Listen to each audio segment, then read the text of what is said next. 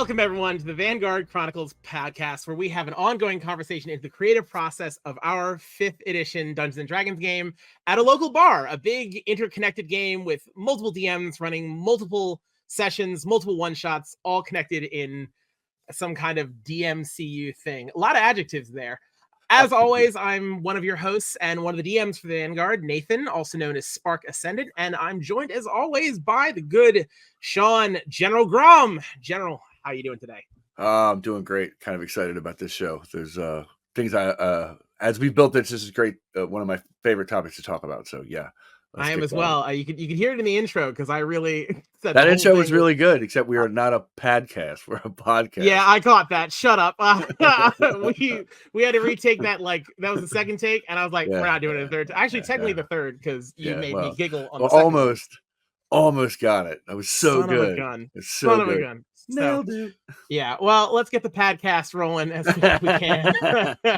That's great. Let's get the pad. Harvard Yard, right? The podcast.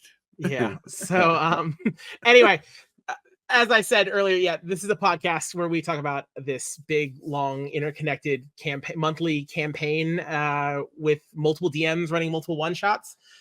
And to our listeners of the last episode, and hopefully the first episode, because there's only 3 and it's not that much of a commitment right now. At this point, we just finished session 1. Last episode, we talked about our first sessions that we ran in this campaign. Me running the Ruddy Moines and you running the Curse at Blackwater Mansion. That was good. Yep. That was good discussion. Yeah. But at this point in our tale, travelers, we have come to the point where it's not just a theoretical game anymore. Like we have a game. Like the campaign has started now. Yeah, usually after 2 games, 2 sessions that it launches. No, we this first session launched, and it was so much fun, and it was an eye opener because it was like, wow, and we actually had people show up, and they were enthusiastic and they were fun, and everybody kind of motivated themselves. But then you and I kind of started to communicate a bit more and start to realize that we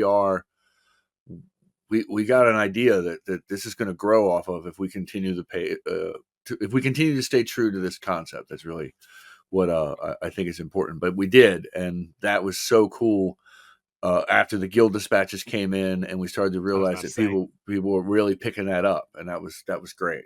Yeah, that was the other cool part too. It wasn't just 2 DMs like, hey, I think it's really cool. What do you think? Yeah, I think it's really cool too. Like people were responding to it because we had our first couple of guild dispatches, which for those who don't know, we asked people who had played in the first game at this point to write a blurb, if you will. Yeah, basically a report from the field, a dispatch to say like, this is what I did reporting back to the Vanguard. I was sent on a quest to Blackwater Mansion or Ruddy Moines, and this is what I discovered. These are the keys we found because we started with Key Hunt.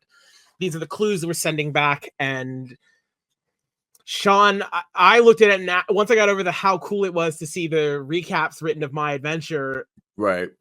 We had to go somewhere from there. Yeah, I agree. You realize that I think it's DMs because you could have gone the other way. We could have been like, this is fun, whatever. I got my own thing, and whoop.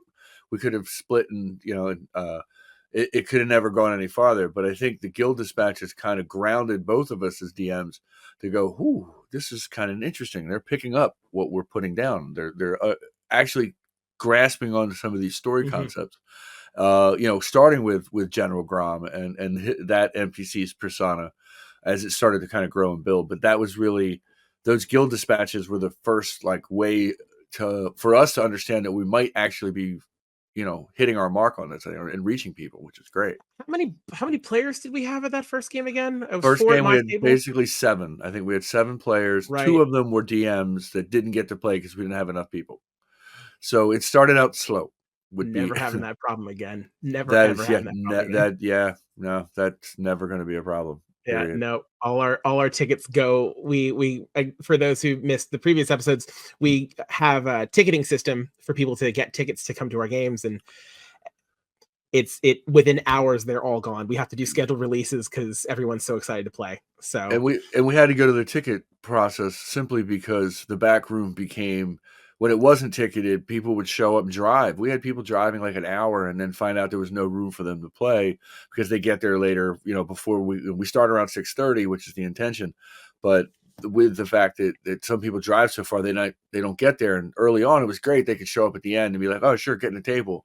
And, we squeeze them in wherever we could. But eventually, as we watched this grow between the second and third and fourth sessions, and some of it was just because of how we started to interact on the Facebook group, where General Grom started to make regular, hey, pay attention, these are things that are happening, little things that General Grom was making orders towards them, as in the voice of General Grom. Those were the first early guild dispatches from the guild, and the concept of there are NPCs that are running the show.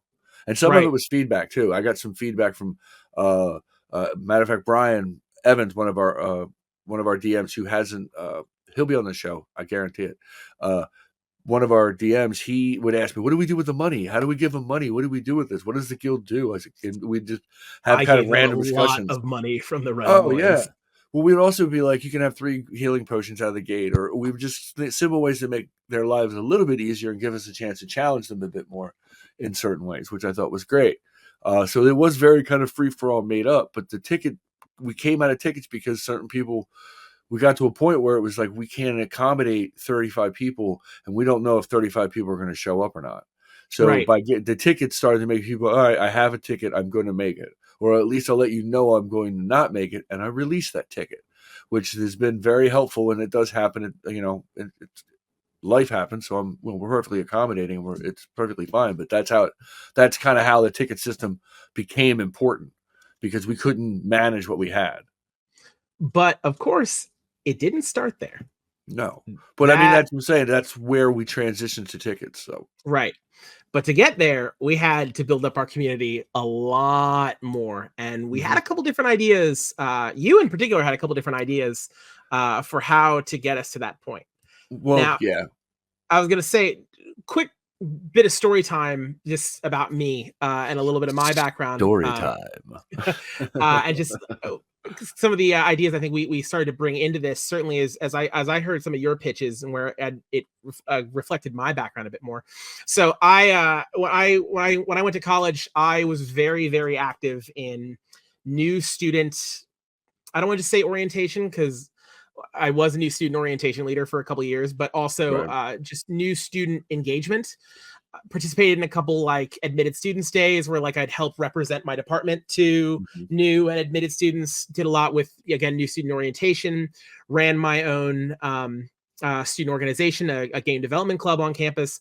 And I bring all this not to toot my own horn, but to say that one of the big concepts that got pushed a lot, and then I came to understand a lot in working with all those different facets on a campus life, was whenever you're trying to get people engaged, in that context, it was students, but engaged with an organization, with a group, with a place, with a campus, is to really give them a sense of belonging. Right. So fundamental to that was, if you can get students on, tip for any parents, I guess, who have kids going to college, if you get them enrolled and you can get them engaged with their campus in a way where like they get involved with a club or a sport team or anything like that, it gives them something extra to identify with and to further tether them and connect them to their university. And in doing so, they feel connected, closer to it, and are much less likely to drop out, leave the university or anything, It makes it much more tangible and important. Gives it a sense of ownership and identity. Exactly. And so when you started pitching some of the ideas that you had to bring or to connect people to the Vanguard, I at least found that it rhymed very similarly with some of those same practices and principles that I had seen in the new student orientation world, but for a D&D group, and getting people to want to come back and engage with it on an entirely different level of connection, I think, than even just a standard D&D game. And I think probably the big one out the gate was it was the houses. Right. The concept of each house representing a bit of the classes within the 5e D&D structure. I thought that was kind of important. And as I was developing the logo, which I think is up on the screen, but we have it. as you see the different logos, the concept behind those logos was to separate each house, and each house became a growing part of it, and each house will start with let's start with Iron Wall, which is General Grom's house, and it's for the fighters and barbarians, and sometimes you can transition. You can have I can take artificers. Will go that way if they want to be more battle, get more fighter side. Monks, but monks can transition some places too, so it's more dependent on the player when you get into those crossover houses. But there's House Iron Wall, then there's House Arcana Profound, which is for wizards and those warlocks, necromancers too. We'll take them. Anybody willing to fight for the cause. If the spell does good stuff, we take it. Good stuff, we take it, right? And again, certain classes that kind of roll in between. Bards may find themselves in Arcana Profound, may not. They may find themselves in other areas. It just kind of, there are certain classes that float between houses. There are other classes that are pretty much always in the houses. Wizards and sorcerers and warlocks, yes, absolutely Arcana Profound. And then there was House WildWatch for rangers and druids. And I thought that was kind of a cool way to tie that essence of those characters. The WildWatch to me made a lot of sense for that name. And then there's ShadowHand for House ShadowHand for all the rogues and assassins and all those that work behind the scenes and have a network of spies and ne'er-do-wells, if you will. And then the final was House Sentinel's Grace, which I think you've taken ownership of, which I love. Spark Ascended is the house master or chapter master of Sentinel's Grace, and Sentinel's Grace is for clerics and paladins, and sometimes a monk. You might see a monk fall that way. Bards could fall that way. It's just, what I'm saying, it really depends. But yeah, that's there are the 5 houses that I kind of said, this was the concept I had. Let's see where I can go with it. And then I took the logo designs and just made them all different colors. Then I kind of thought to myself, it was like, is this like the Power Rangers? Am I going too far with this? Did I cross over into something else? I don't know. I was thinking Captain Planet. Okay, sure, yeah. Have the rings with the logos on there. Was the direction color I was scheme is always a fun thing. I'm not saying it's bad. And at that time, I only had created 2 names. And we had 4 DMs: Zhu, me, Richard Pethel, and Brian Evans. So I said, I'll come up with 2 of the names, and you guys will come up with the other names. Which is also the first time I started to really reach out. And I kind of always believe that if you want people around you to kind of join your cause, you got to show them that you're willing to, do the work, and you're willing to put out the stuff that you think works, and show your heart and show your style, and so be unafraid in that way. And if I do that, then I think I'll find people who follow me and they'll be like, this is a great idea. I like this, and I can add to it, and my creative talents will add to it. And that's always been my method. So once I put out the stuff I came up with General Grom, and then I came up with Valeria Celestine. And my first initial design of Valeria Celestine is not the Valeria Celestine that we have today. Not at all, no. Right, because as we added DMs, we added another DM, Mike. He came in and then began to personify Valeria and took her in a completely different direction, and I love it. I think it's fantastic. But at the time if anything, I kind of got the impression you were just kind of spitballing, like just throwing stuff at the wall of like, okay, cool. All right, well, we've got this. So now we'll have houses, and we'll have different players will be members of different houses. So you're not just part of the Vanguard, but you're part of Sentinel's Grace, or you're part of the ShadowHand, or you're part of any of this. And then this was, for the record, like in case of timeline, things get a little blurry for me as far as the exact order that some things happened. But one thing was clear. I still thought this was very ambitious at the time. I was playing one game, and I at this point agreed, if I'm free next month, I'll come back. At this point, I was already very deep. Putting skin in the game and money in it, because then you took it. This was I'm not gonna lie, this was the other cool thing you did. It wasn't just the report from Death Pain and Nova Blue. The part that got me in as well was so Sean shows me, hey, we have these houses, and would you be willing to take the Sentinel's Grace? Would you be willing to take the Cleric House? And I was like, well, if I have time, sure, I'll help spitball and put stuff together. And then he gave me a bag of pins with all of the logos for all of the different houses, as well as one for Sentinel's Grace. Specifically, yes. The Sentinel's Grace one now sits on my backpack, as now I had a physical object that, like... Right. It took us from a thought and an idea, and then a process, and then a tangible thing. I dropped my pin. I was going to show it to you, but I dropped it on the floor, so I'm going to go get it. Okay, cool. Sweet. Yeah, this is the last show. What's really cool is I saw that's when we went off the air. No. Oh yeah. I saw the pin I kind of held, and I was like, okay, this is cool. I was like, well, like, it's a little thing, like, who cares? And I tagged it on my backpack that I take whenever I go and run D&D games. Right. And dude, that pin has not come off in almost a year at this point. Well, I will show you the best I can. I'll try to get my phone out of the way and do a little light. There we go. I don't know if you can actually see the pin. But it's showing up. It's definitely showing up great on the podcast, on the audio version. Yeah. So if you can't see what I'm doing, we'll see this on YouTube. Yes. Yeah. For the video, the pins we made. Yeah, the video people. But that's the pins. And I just thought it was a neat idea, and I went online and started to dig up how to do it. And I said, you know what, this would be cool. Wasn't a lot of money. And yes, the reaction that I have gotten. That we've gotten from the beginning. As soon as we started giving them out, I was like, I got something for you. You're going to love this. I gave 5 to Sonora. I gave 5 to you. I gave 5 to Brian. Rich. I don't know if maybe Mike's probably going, what? Where are my 5? Mike, for those who don't know, is one of our DMs who joined later, and he's probably does not have his pins at this point. But yeah, you had the pins, which were a cool way to, again, build this connection of, again, just something a little different, and to make this different than just a standard D&D game that people go to their LGS and play. And it gave connection to other, it furthered this idea too of other tables, because you had, now I go to a table, and instead of at an LGS where I'm either playing an Adventurers Guild game, or I frequent board game shops because I play a lot of board games. Right. Local gaming store, just so we all know what he's talking about. Yes, thank you. LGSs, local gaming stores, local board game shops. I'll go to them and I'll see D&D groups playing. But the thing I frequently notice is they're playing at their own table. They're not interacting with others as much. And what made our game so different is the way people are, again, interacting with each other as they come every month, playing with different players who are at a different table.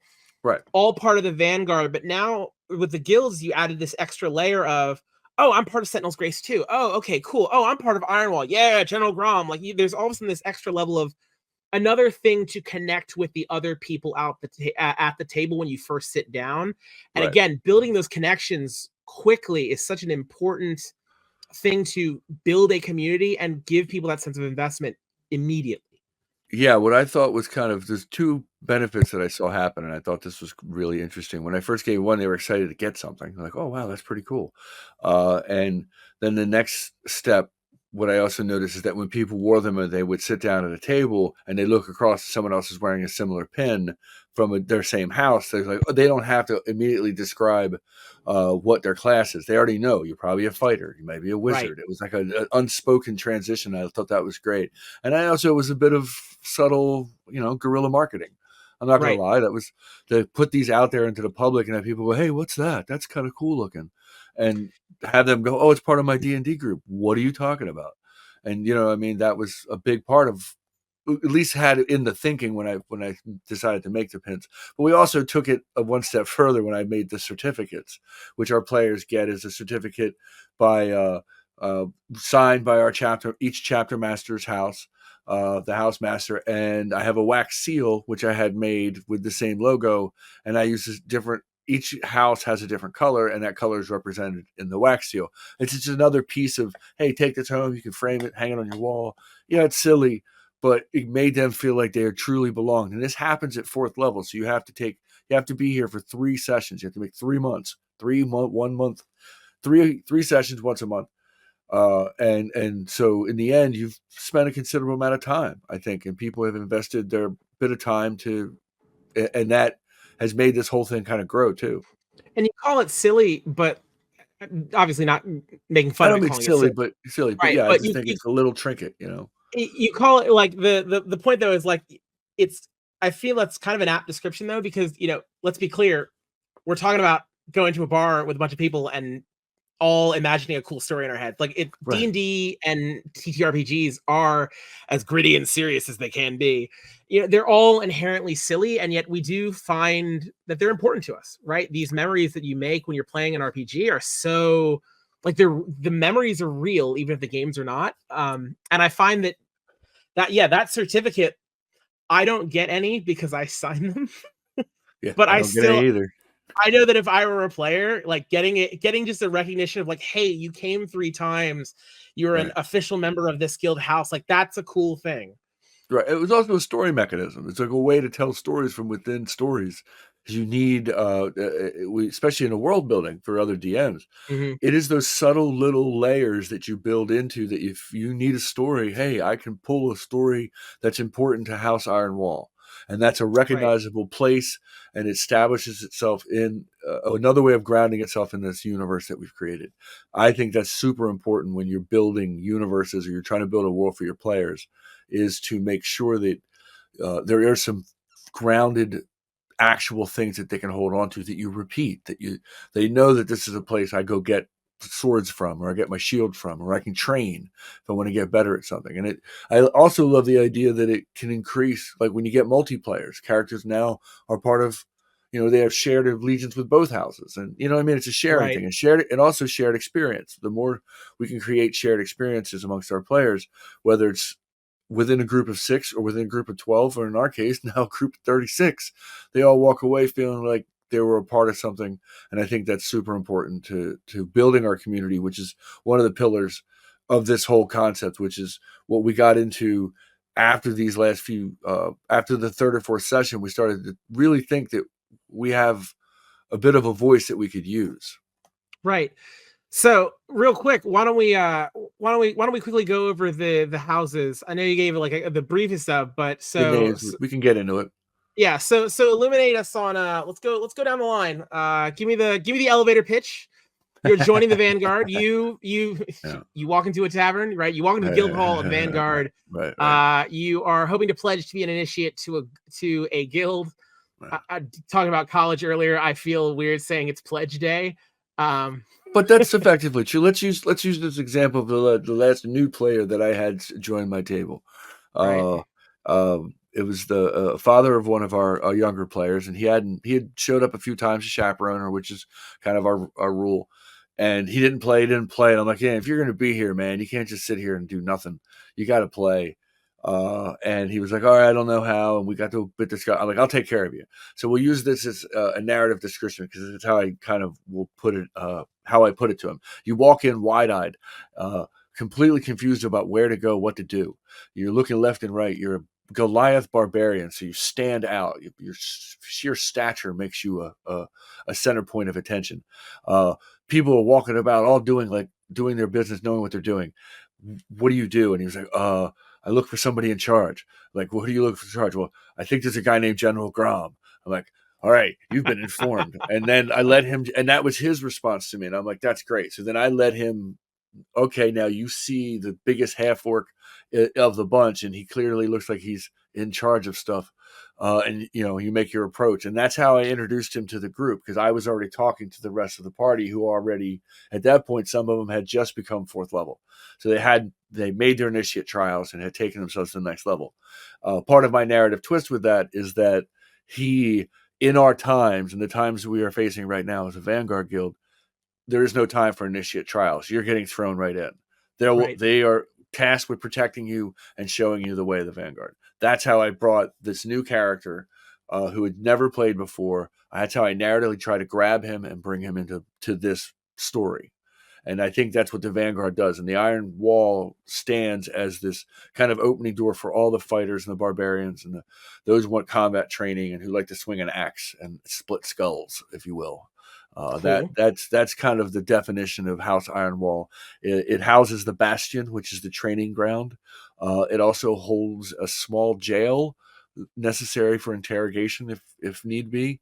But it's also connected to an armory where some of the regular weapons are made and kept sharp, and so on and so forth.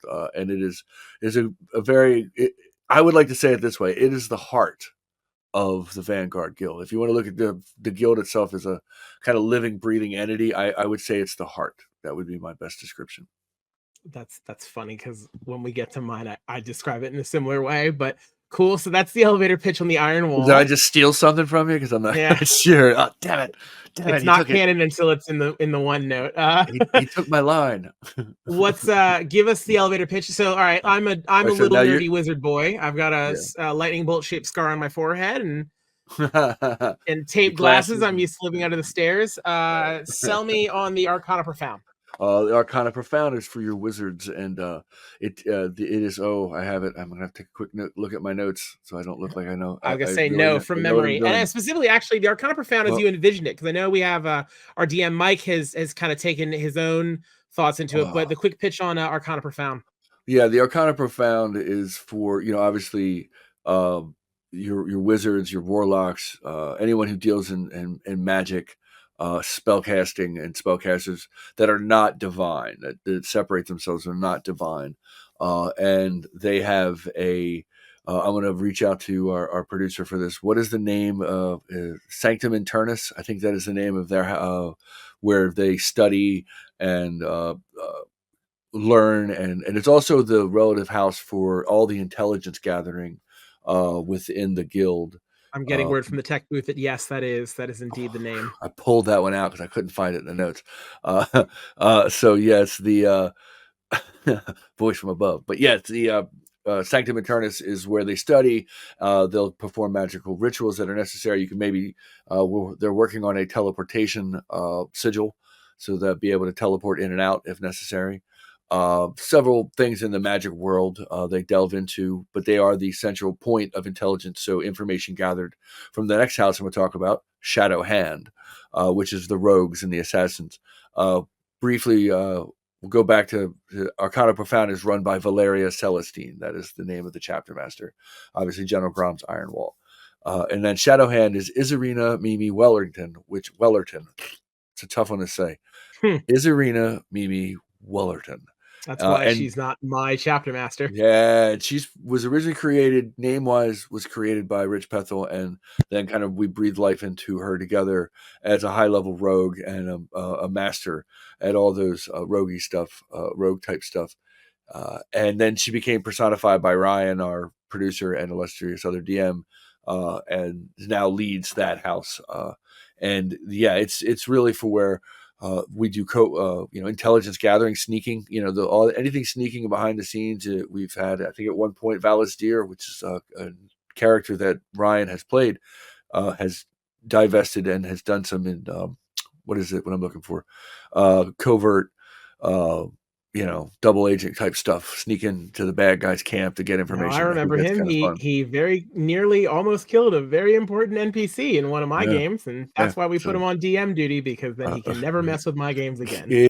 Exactly. And then there's that's funny. Then we lead over to House WildWatch, which is led by Skane Shadestrider, which is created by Brian Evans, one of our other DMs. Once he came on board, he was on board from the beginning, and now he finally got to run some games. And he's a completely new DM to this experiment. So I also think not only is he new to DMing the game, he's being thrown into this deep end, kind of, deepest end, deep end of DMing, if you will. We threw the ranger into the woods. Yeah, exactly. It said, "Find your way back," and he's done well. Yeah, he'll be a really good perspective to get. For those who are wondering, it will not just be Sean and myself. We will get some other DMs on here as well. But I'm looking forward to doing. I think we could do an entire episode just grilling him on his thoughts as a new DM coming into this experience. How did it work out for him? Because he's done great. He's done absolutely really well, and I'm very, very, very proud and very happy with his progress as a DM. And he reaches out all the time. He's not against help, and I think that's another good thing about all of us, is that we're not afraid to help each other kind of navigate this. But yeah, that character Skane Shadestrider, Brian you can find it on the wiki page, which we haven't really mentioned. I never know the name off the top of my head. It's That's Vanguard Guild.fandom.com. VanguardGuild.fandom.com. There we go. Jesus, I can't say it He either. can't say it either. VanguardGuild.fandom.com. There we go. Thank you. And he's really fleshed out a lot of his stories tie into the life of Skane, and it was one of the first characters that I had crossover into one of my adventures, and I started to bring up that character's name. It was the Missing Scholar. That was I think that was like session 4. That's when that Skane's. I used that character in another story of mine to try to reinforce these characters to people. And that was, WildWatch, Rangers, Druids, anyone dealing with nature and nature magic. They definitely keep track of the forests and our communications to the elves and the creatures of the forest, and even a bit of the Feywild, I believe.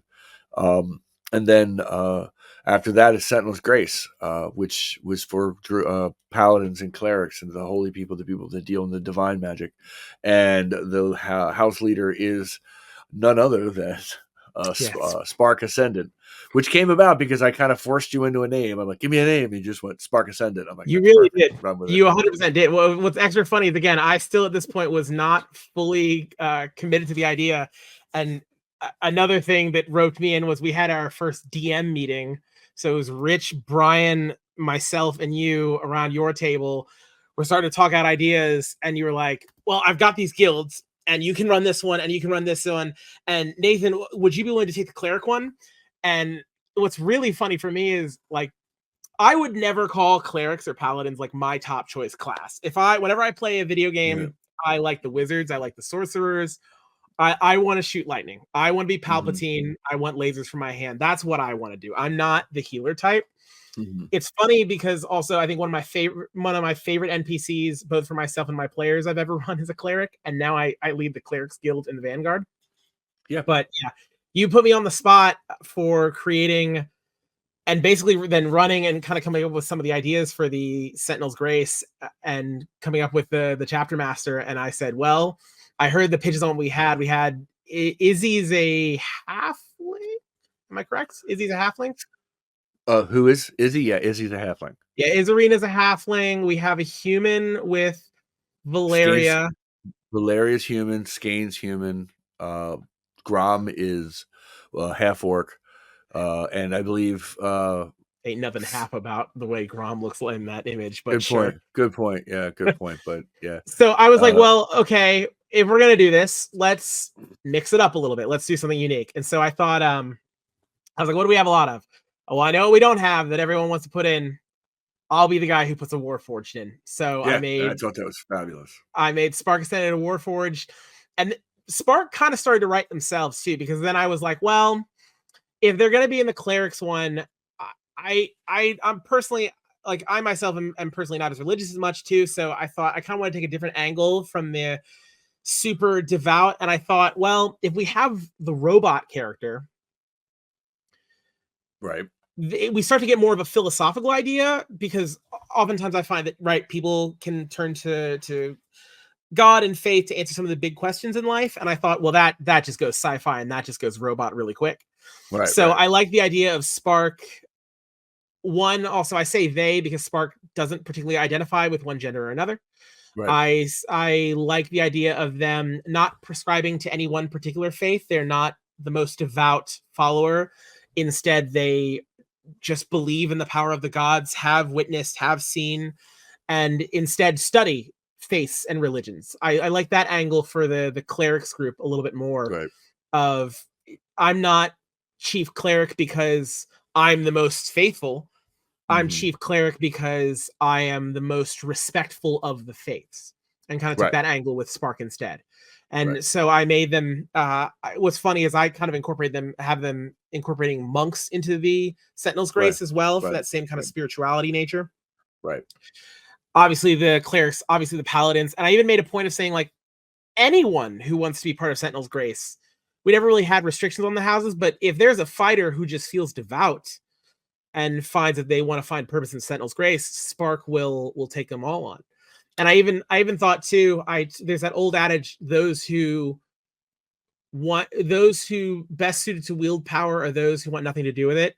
And so I just like the idea that Spark, the last chapter master, fell in battle, retired, whatever, Mhm. and Spark didn't seek it. It's just everyone said, "Hey, Spark, will you do it?" And they were like, Right. "Sure, okay. If you would like me to do that, then I will." Right? Took that kind of attitude of Right. I will be helpful, and Mhm. people believe I am capable of this, and sure, I have no problem with that. Yeah, when at this point too, that's when I released. I put together a little video with the voice of Grom, where I got to personify him a bit and have some fun with it. And if you stay tuned to the end of this, we'll definitely play it for you. You'll be able to hear it, and if you're on the YouTube, you'll be able to see it. And it's pretty cool. I liked it. Got a great response from everybody. It really expanded the group again. It was another level of Mhm. launching it. I just put it on my YouTube channel and just was messing around with it. But now we have it on our own YouTube channel, which is also pretty cool. Yeah, it's really cool, and I know it's where we start to get a little bit more attention too. Yeah, But, it was that's when the attention I thought the attention kind of launched at that point. And it was like, "Oh, okay. Maybe they like this kind of stuff. We should do more of this." And it's just time to make it stuff. So I started conceiving new ideas for videos and how to have fun with it. But you'll definitely see we'll play this one at the end and stay tuned for that. It's pretty cool. it certainly is. So, yeah, now looking back on this, right, we've now built these houses. We've started to build lore around them. We started to build these characters and move forward a bit more. At this point, from where you've come, starting initially with General Grom and with the Iron Wall, how have you seen the character morph and evolve over time? Just Well, and the General concept of the house too. Yeah, his presence, because he kind of has the longest presence of all the NPCs, if you will. He slowly, the premise or idea I have with General Grom is that he became General Grom it, not by leading an army. He became General Grom because he was willing to show his heart that he was willing to protect and be loyal and stand up for what was right, and that's what made him who he was and how. And there is we'll show you some of this stuff later too, another little teaser, if you will. I have some the Grom's backstory has been I've vocalized it, I've written it. It is on our wiki, fandom dot wiki dot Vanguardguild.fandom.com. com. Thank you. Yeah, and so that story is written, but I've also produced it as an audio, and I'm working on some video for it as well. But that'll come up in a later date. But we will start to kind of lead to those things and create more content for our YouTube channel as well for you guys to enjoy. But yeah, that was kind of General Grom as a character was real gruff and a little short at first, but then as his characters evolved to see other people respond to them, a lot of it is he's softened a bit, but he's still that stalwart of he's stoic. He's the stalwart of the kind of final line in the sand. Like he will protect his Ironically, people. we have a mascot for the guild, but that's in the OneNote, right? But Yes, yeah. Grom has actually become, I don't know if you picked up on this, but he actually has become the actual mascot for the Vanguard. Yeah, I do believe to a certain degree he has become the face, or at least the forward face of the guild. When Certainly. you think of the guild, you think of General Grom first, but that's because I pushed it and it was mine to You push, did. and that's I as we realize now the importance, and everyone, not saying playing catch up, but everyone else is starting to realize that, hey, I can personify these characters too, and let's Right. see where we can take this, and using them as a voice for storytelling and as a voice and a vehicle for the Vanguard and for this concept. I think it's fabulous and it works. It works And part really of the way you well. did that too, I don't know if you picked up on it, but certainly, even just from my perspective, is being another person in this world, in this environment with my own character, even though I'm one of the DMs. It was what some people don't know. I don't think we've actually said at this point is not only did we have the players then writing dispatches, but then as another way to further engage with people in the Facebook, in the Discord, is we started having the elders actually writing their own reports, I would say memos, if you recap. will. I would Yeah, say we recap the adventure, but we use it as a way to communicate. I use it as a way to let my players know, or anyone who wants to get to the next adventure of mine, this is where you might be going. General Grom needs certain things. General Grom is requesting, your attention, your loyalty, you know, things. A lot of it was to call out for reports, and I started to Right. realize that maybe I should address characters specifically. But Right. also, here's the other thing that started to change. We had to realize that it was reluctance, and I do believe it was because we were not private. We were still a very public group, so anything you posted could be seen on your regular Facebook page. And I think that made people like, I don't know if I want to be writing stuff. It just became a little bit of a barrier, I felt. And it was brought up at the time when Ryan first joined. He'd first mentioned, you know, wanting to get involved in this, and one of his first suggestions was maybe we should take this private. Mm-hmm. And we all got gathered and talked about it and realized that was probably the best decision. And then the guild dispatches and the communication between guild members and NPCs, General Groms, and the Spark Ascendant started to happen a lot more often.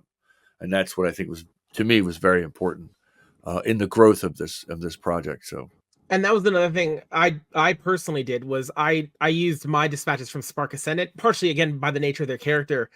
I decided to use Spark Ascendant as a good opportunity to wax lyrical and armchair philosophize. Is that the word, philosophize? yeah, maybe. Yeah, to talk about philosophy, or armchair a DM pulling out of his butt philosophy Right. in these dispatches and reports, as a way to also then engage our players and get more conversation out. As an example, with our most recent stuff, we've had an ongoing storyline for the past couple months, real time, of our interactions with a series of hags, and our players have hated the hags, really. Absolutely. But Hated we formed a bit of a tenuous alliance with them. Right. And I realized, well, one way to engage with the players is to start a discussion, and actually, excuse me, one way to engage with the players and also find out if I need to worry about an NPC dying on me is to send out a dispatch from Spark asking the players in character what they think of this alliance, after Spark gives their opinion on the idea and their thoughts on the nature of these beings and our interactions with them. So I was able to use my Elders dispatch as a way to further get this engagement from some of our players. Right. I wanted to ask you a bit about Spark too.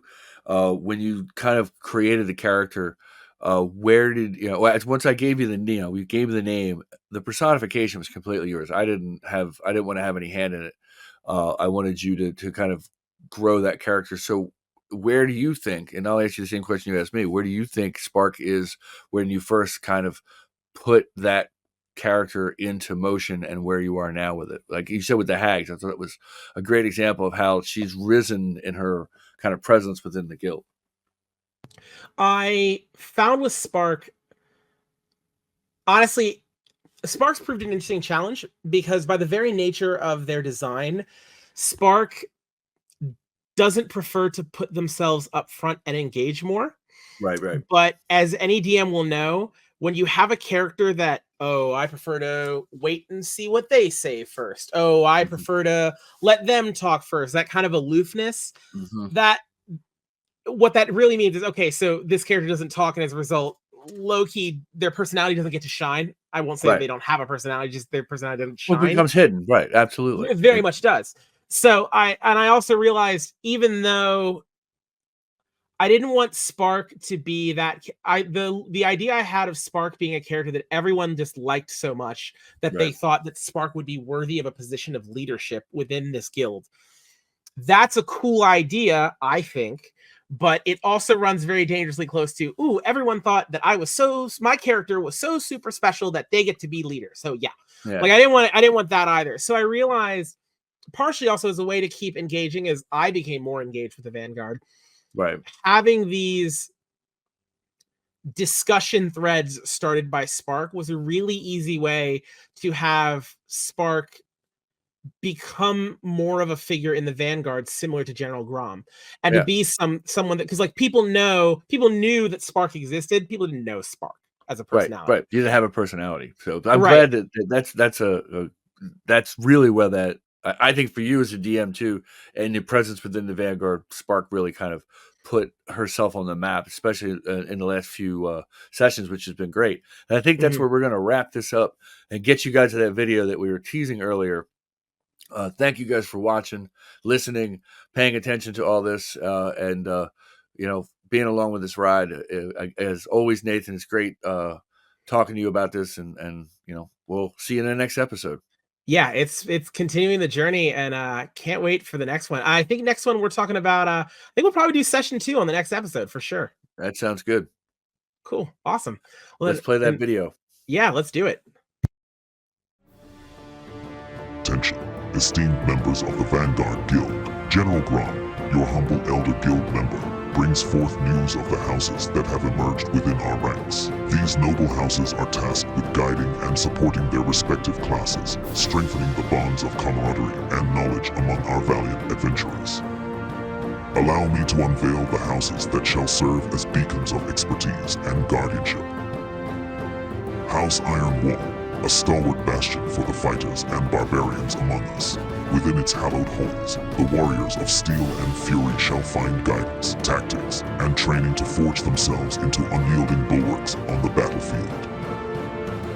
House Arcana Profoud, a realm of arcane wisdom that beckons the wizards, sorcerers, and warlocks to join their forces. Within this house, the arcane secrets of the cosmos shall be unraveled, shaping minds that command the very fabric of magic itself. House WildWatch, a sanctuary for the druids and rangers who tread the untamed realms of nature. Here, amidst ancient groves and vast wilderness, the keepers of the wild shall find solace, guidance, and the wisdom to harness the forces of nature in their tireless watch. House ShadowHand, a haven for the cunning and stealthy rogues among us. Within the shadows and hidden corners, this house nurtures the art of subterfuge, ensuring that each dagger strikes true and each trick unfolds with deadly precision. House Sentinel's Grace, a bastion of faith and righteous might for the clerics and paladins who champion the divine cause. Under its benevolent guidance, the emissaries of the divine shall grow in grace and valor, wielding their holy powers with unwavering devotion. Unite, O valiant adventurers, under the banner of your houses, and let the echoes of your shared prowess resound throughout the Vanguard Guild.